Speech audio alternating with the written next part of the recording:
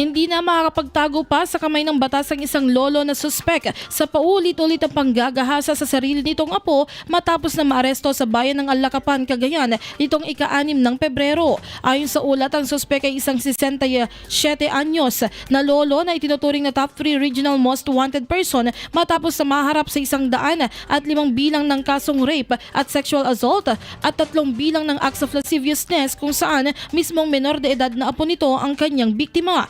Lumalabas sa investigasyon na nagsimula ang pang-aabuso ng suspek sa biktima noong taong 2020 kung kailan 7 taong gulang pa lamang ang biktima. Ngunit formal lamang silang nagsampa ng kaso sa suspek noong 12 taong gulang na ang bata.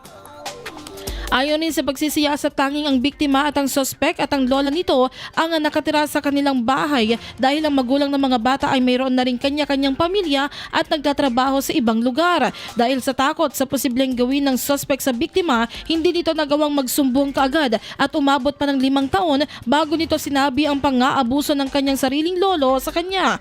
Nagawa rin ng biktima na magsumbong sa kanyang ina sa pamamagitan ng pag-chat sa messenger na naging daan upang magsampa naman ng reklamo ang ama nito laban sa sospek. Samantala, patuloy naman ang panawagan ng kapulisan sa publiko na kung sakali man na makaranas ng anumang uri ng pang-aabuso, huwag matakot at kaagad na magsumbong at tumawag sa kinauukulan upang mapigilan at mabigyan ng hustisya ang pambibiktima sa kanila.